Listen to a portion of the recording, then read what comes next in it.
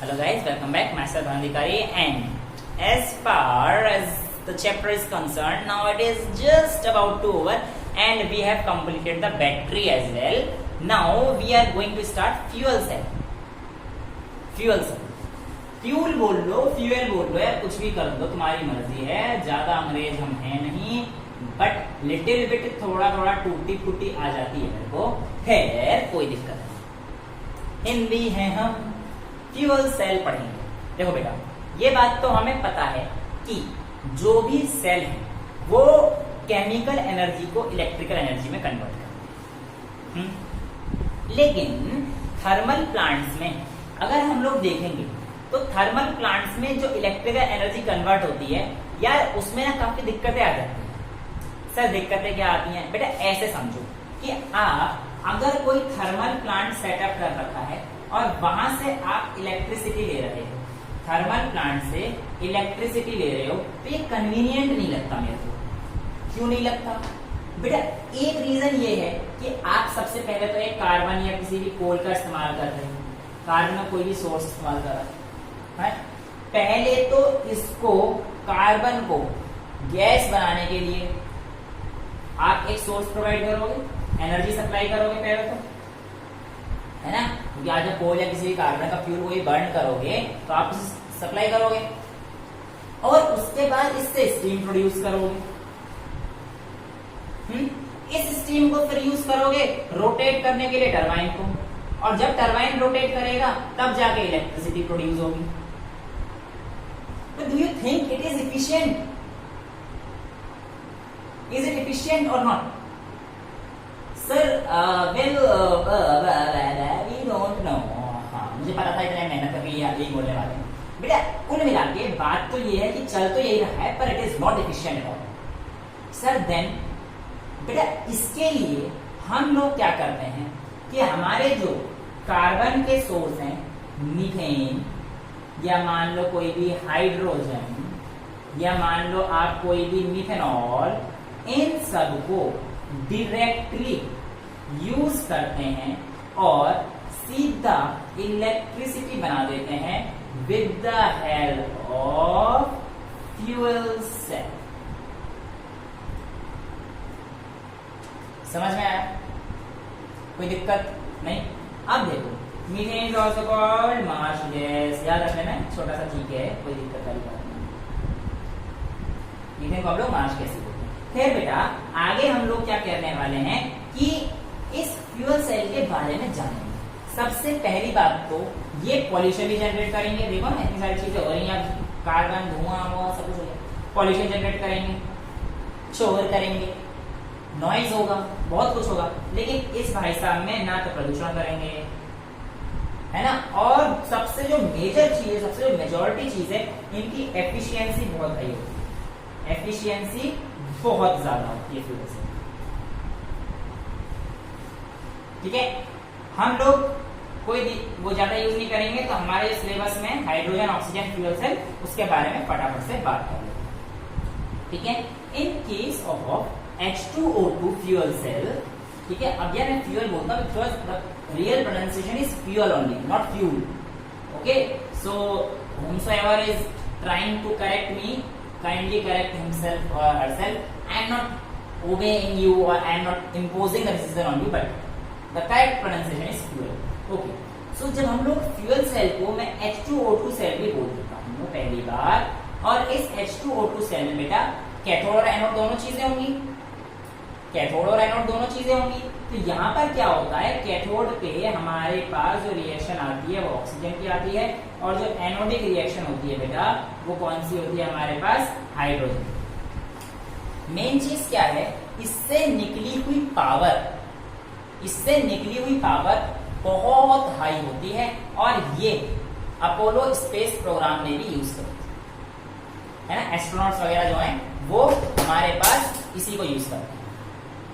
ठीक है, तो बेटा कैसे होता है देखो, ऐसा समझ लीजिए कि एक तरफ हमारे पास आता है हाइड्रोजन, एक तरफ से खिलाया जाता है इसे ऑक्सीजन. तो ये दो इनलेट हो गए, एक तरफ हाइड्रोजन का, एक तरफ ऑक्सीजन. इनके बाद यहाँ पर एक पोरस सब्सटेंस लगाया जाता है और इनमें कैटलिस्ट भी यूज करते हैं। Finally divide platinum as a catalyst, जो इस पोरोसिटी को, जो पोरस तो है ये है ना, ये मीडियम हमारे पास पोरस तो है ही, तो पोरस होने के साथ साथ उसकी इफिशियंसी बढ़ा जाता है क्योंकि कैटलिस्ट है ना, तो वो इंक्रीज कर देता है। इसके अलावा बेटा हम लोग यहाँ जो बीच का जो जोन है इसको हम लोग फिल करते हैं किससे, सोडियम हाइड्रोक्साइड से, सोडियम हाइड्रोक्साइड से। और यहाँ पर जो H2 गैस इवॉल्व होता है, सॉरी H2O जो इवॉल्व होता है वाटर स्टीम की फॉर्म में होता है ना, और जो हमारे पास H2 होता है ना स्टीम की फॉर्म में हो गया, इसको कंडेंस करके ठंडा करने के बाद एस्ट्रोनॉट्स के लिए पानी की व्यवस्था भी कर देते हैं, है ना। और बेटा अगर आपको पूछ रहा हूँ कि सर वो खाना कैसे खाते, तो ये समझ लेना स्पाइरुलिना नाम का एक एलगी होता है, ये भी स्पेस फूडर बोलता है, ये स्पेस में खाता है लोग, है ना। तो ये इतना डिटेल में कोई नहीं जाएगा, बायोलॉजी के स्टूडेंट्स जो है वो है, खैर छोड़िए। ये देखो इतना अगर हम लोग जान गए तो आगे देखने की रिएक्शन कैसे, किस पे और क्या होती है। तो इस पे जो रिएक्शन होती है पहले कैथोड पे देखते हैं बेटा, पहले किसकी रिएक्शन देखते हैं, कैथोड की रिएक्शन देखते हैं। अब इसमें जो कैथोड की रिएक्शन होती है बेटा, आप ये समझिए कि जो ऑक्सीजन है, ये जो ऑक्सीजन है ना, कैथोड पे क्या हुआ, रिडक्शन, कैथोड पे क्या हुआ, रिडक्शन, ये ऑक्सीजन OH नेगेटिव। अब सारे रिडक्शन कैसे हुआ बेटा, वही तो समझाया, gain of oxygen is oxidation and gain of hydrogen is reduction, है ना। सारे तरीके पता होना चाहिए। अब देखो बेटा O2 से अगर OH माइनस में गया है तो हमारे पास कहीं ना कहीं वाटर तो है, वही ये बात तो तय है। तो बेटा O2 से अगर ये OH में गया है तो इसका मतलब हमारे पास कहीं ना कहीं पानी तो है,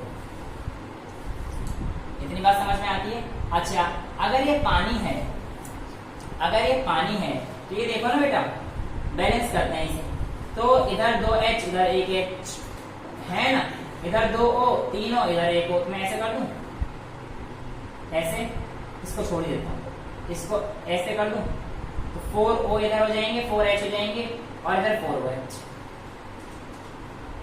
4 इलेक्ट्रॉन गए ऐड हो रहे हैं, तो इसका मतलब हमारे ये भी तो देना पड़ेगा 4 इलेक्ट्रॉन। पहले बताओ इतनी चीज समझ में आई, कोई दिक्कत तो नहीं इसमें।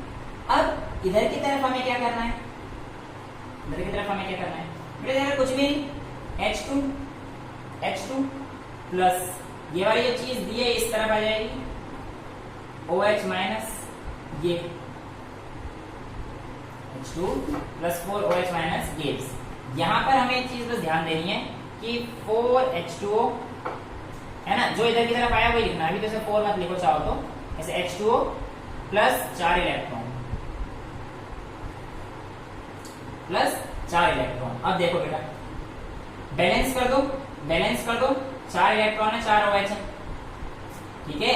तो हम लोग क्या करेंगे 2 और ये 4 है, चेक कर लेना कोई दिक्कत नहीं है। 2 2 4 4 4 8, 4 2 8, ऑक्सीजन 4 इधर है, 4 इधर हो गए, 4 नेगेटिव और 4 इलेक्ट्रॉन, बिल्कुल रिएक्शन बैलेंस है, कोई दिक्कत वाली बात नहीं है। अब हमारे पास यहाँ पे क्या आना है, एनोडिक रिएक्शन लिख लो, एनोड रिएक्शन लिख लो, कोई दिक्कत नहीं। ओवरऑल रिएक्शन देखते हैं बेटा। ओवरऑल रिएक्शन में हम लोग क्या करेंगे, इस OH को इससे काट देंगे, जिसका कटता है कट जाए, मतलब जो कट रहा है कट जाए, है ना। और यहाँ पे क्या लिखेंगे बेटा, 2 times H2 plus O2 is giving you 2 and 2 and we are left out with 2H2। और ये H2 आता है, it is used as water for the astronauts। तो ये हमारे पास ओवरऑल रिएक्शन हो जाती है fuel cell. Fuel cell these days is of great significance। और आगे भी याद रखना, जो हमारे पास हाइड्रोजन इकोनॉमी है, हाइड्रोजन इकोनॉमी जो हम लोग बोलेंगे अपनी जिंदगी में आगे, वो इसी प्रिंसिपल में यूज करेगा। क्यों, सबसे पहले तो मेरी बात सुनना ध्यान से बेटा।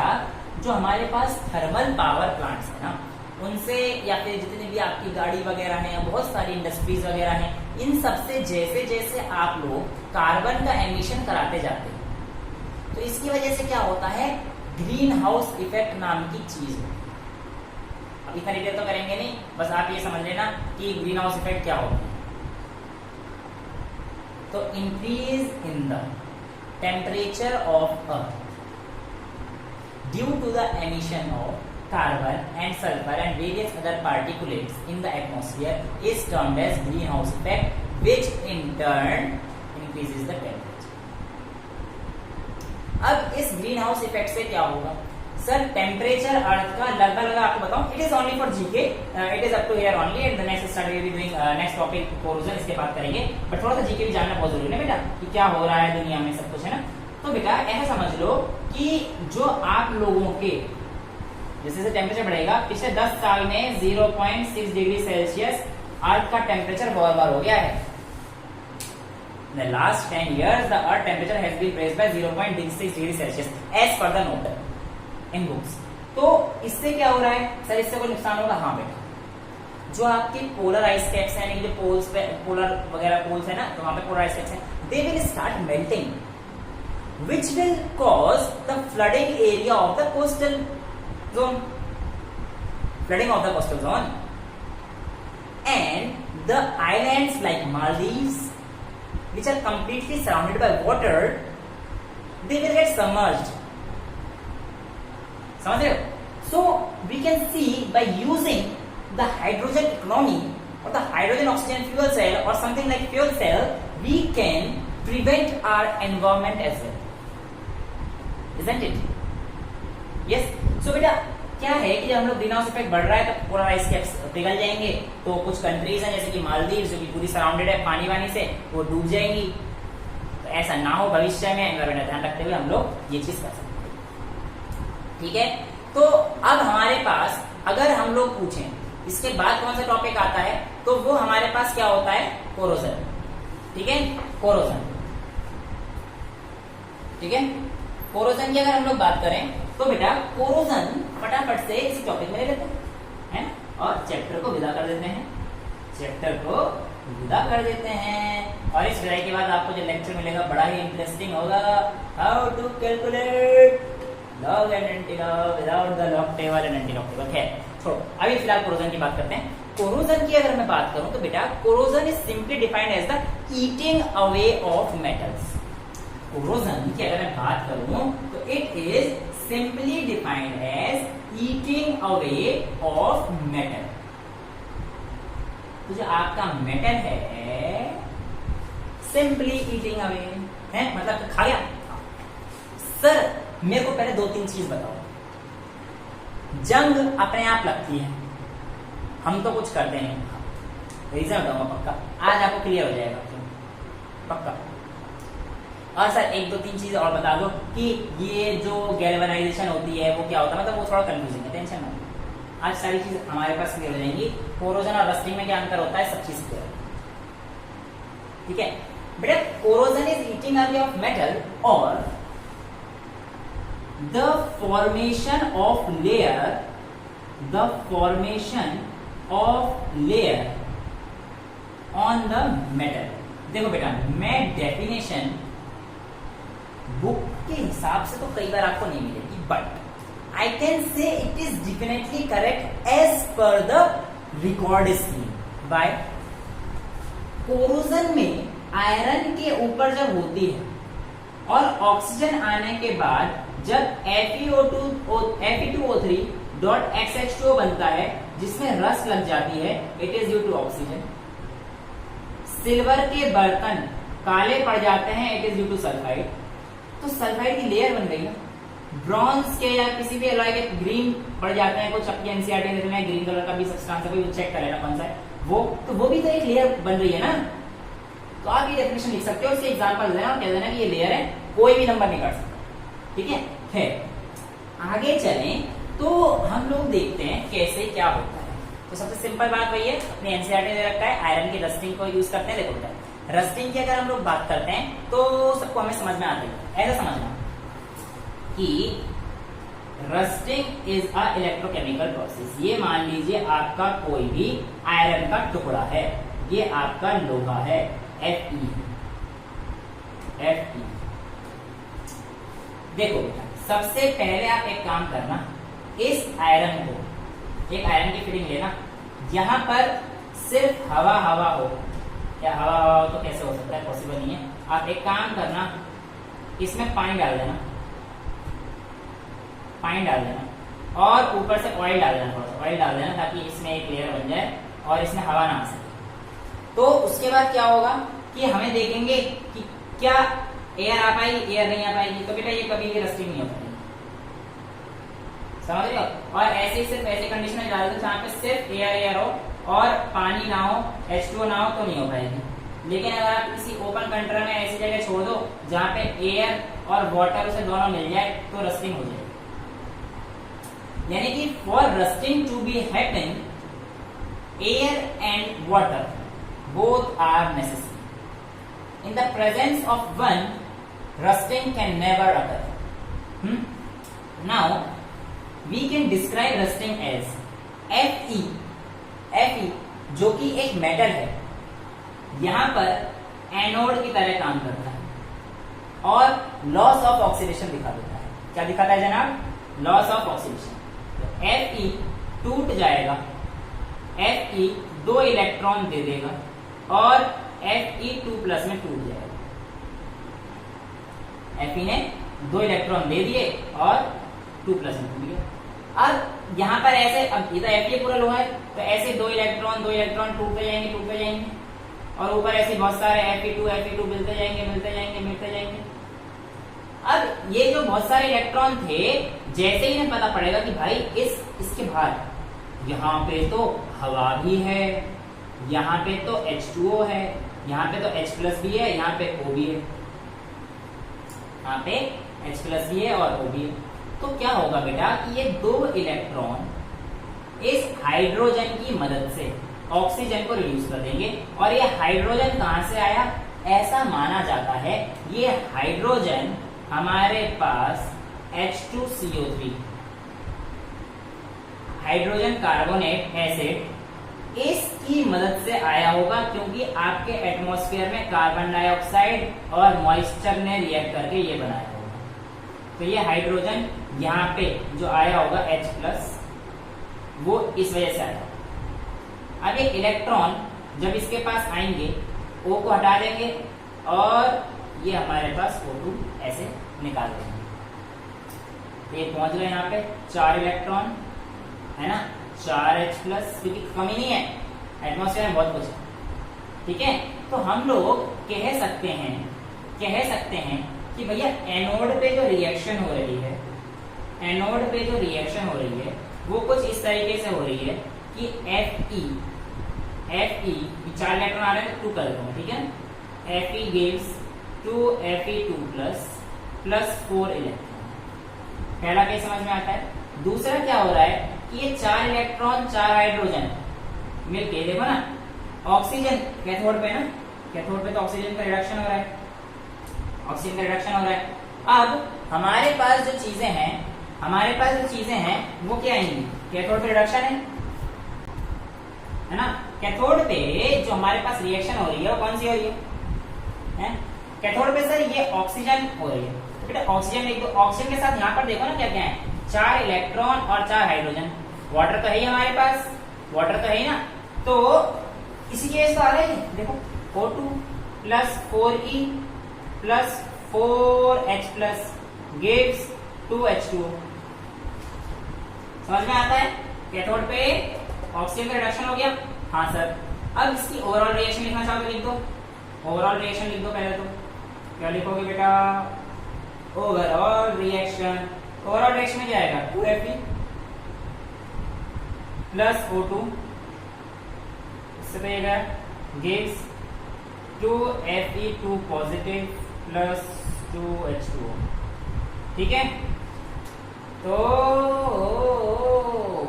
कुछ तो गड़बड़ आ रही है। हाँ ये जनाब H की आ रही है, H+ आ जाएगी, 4H+।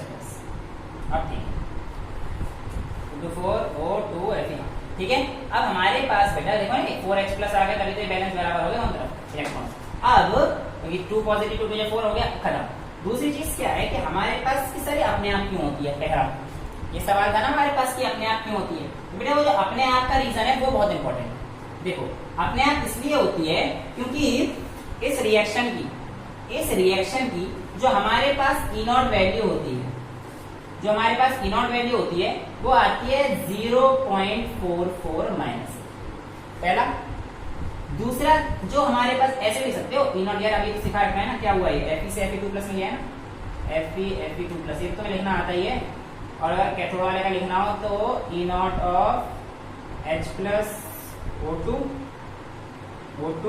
और इससे H2, क्योंकि H प्लस स्टैंडर्ड 0 होता है तो हम लोग ऐसे लिख सकते हैं। ये कितना होता है बेटा 1.23 होता है प्लस का, है ना। ये हमारे पास क्या है, ई कैथोड और ये ई एनोड। तो हमारे पास ओवरऑल रिएक्शन क्या होती है, याद है ना, E cell is equals to E cathode minus E anode. Cathode कितना दे रखा है 1.23 माइनस ई एनोड 0.44, तो कितना आ जाएगा बेटा 1.67, माइनस माइनस आएगा नहीं 1.67। अब देखो इसका ई पॉजिटिव है, ई पॉजिटिव है, और ई पॉजिटिव होने का मतलब delta G is equals to minus NFe। Delta G अगर किसी का माइनस नेगेटिव आता है तो रिएक्शन कैसी होती है, स्पॉन्टेनियस होती है, और स्पॉन्टेनियस तो अपने आप हो जाए, इसलिए इस रिएक्शन को हम लोग स्पॉन्टेनियस रिएक्शन बोलते हैं, हमारे अपने आप होती है। अब दूसरी चीज याद रखना कि इतना समझ में आ गया, कोई दिक्कत। अब एटमॉस्फेयर में जो फेरस क्या है ना, ये फेरिक में और कन्वर्ट हो जाते हैं। जो एटमॉस्फेयर में रिएक्शन होती है यहाँ पे एटमॉस्फेयर में, ये Fe2O3 बनता है। कैसे, देखो जो एटमॉस्फेयर में बनता है ना बेटा, वो रिएक्शन थोड़ी सी और अलग हो जाती है। ये Fe2 प्लस और 2H2O मिलके, ये Fe2 प्लस प्लस 2H2O मिलके ये Fe2O3 बना देते हैं, Fe2O3, है ना, प्लस XH2O, जितने भी H2O होंगे, X मतलब समझ जाना, XH2O ये फेरिक आयंस के होते हैं, ठीक है। अब ये वापस आ जाते हैं Fe2O3 प्लस XH2O, और ये दे देते हैं हमें Fe2O3 डॉट XH2O, जिसको हम लोग बोलते हैं रस्ट। तो ये पूरा फेनोमेना रस्टिंग का पूरा फेनोमेना, है ना। दूसरी चीज हमारे पास क्या आती है कि ये सारी हो गई, NFe हो गया, हाँ। अब इससे बचें कैसे, और दूसरी चीज कि सर ये तो इलेक्ट्रोकेमिकल प्रोसेस है, तो हम इसे सेल ना बना लें कि भाई बहुत अच्छी प्रोसेस है ये तो इसकी, हाँ बेटा बिल्कुल बनाओ, पूरी की पूरी सेल बना सकते हो, रस्टिंग से सेल बना सकते हो, लेकिन जब तक रस्टिंग होती है तो बैठ के देखते रहना, हाँ बस रस्टिंग हो रही है।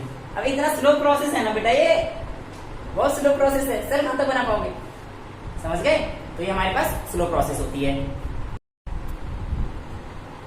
देखते रहना और सेल बनाते रहना, कोई दिक्कत नहीं है, मुझे देखते रहना, हाँ मस्त चल रहा है। तो बेटा बहुत स्लो प्रोसेस है, इसलिए हम लोग इससे इलेक्ट्रिसिटी प्रोड्यूस नहीं कर सकते, ठीक है। सरकार बहुत नुकसान में जाती है बेटा इसकी वजह से, क्योंकि मेटल्स वगैरह जितने भी हैं सारे करोड़ हो जाते हैं टाइम समय के साथ साथ, जंग लग जाती है उनमें। तो इससे बचने का कोई उपाय नहीं है क्या सर? है। बचने के लिए शैल रबिट ऑफ आई होप यार तो क्लियर ही हो गया यार, है ना। तो बेटे बचने के लिए हम लोग क्या करते हैं, जो छोटी क्लास में पढ़ाते हैं एक तो वो पढ़ते हैं, और एक चीज और पढ़ते हैं, एक चीज और एक्स्ट्रा पढ़ लेते हैं थोड़ी सी, है ना। बेटे बचने के लिए हम लोग क्या करते हैं, ऑयलिंग, ग्रीसिंग, पेंटिंग। तो पता ही आपको ऑयलिंग, ग्रीसिंग और पेंटिंग। एक चीज और पढ़ी थी बेटा, आज उसे हम लोग बलिदान कर देते हैं, सैक्रिफिशियल मेथड। सैक्रिफिशियल मेथड में क्या करते हैं कि हम लोग इसे इस टर्म्स में नहीं जाना होगा, लेकिन दूसरी टर्म आएगी इसे जान जाओगे। इसमें क्या करते हैं हम लोग, आयरन के मेटल के ऊपर एक किसी ऐसे एलिमेंट की कोटिंग कर देते हैं जिससे कि हमारा आयरन बच जाता है, और ये खुद ऑक्सीडाइज हो जाता है, आयरन को ऑक्सीडाइज से बचा जाता है। इसका मतलब हमें इस पे ऐसे मेटल की कोटिंग करनी पड़ेगी जो आयरन से ज्यादा ऑक्सीडेशन कर सके अच्छे से। तो ये जो मेटल होता है इसे कहते हैं जिंक। क्या कहते हैं बेटा? जिंक। और इस प्रोसेस को किससे कहते हैं हम लोग? आयरन को जिंक की उस पर कन्वर्ट कर देते हैं और जिंक ऑक्साइड बना लेता है, लेकिन आयरन बच जाता है। इस प्रोसेस को हम लोग क्या कहते हैं? गैल्वेनाइजेशन। ये बचपन में पढ़ा होता है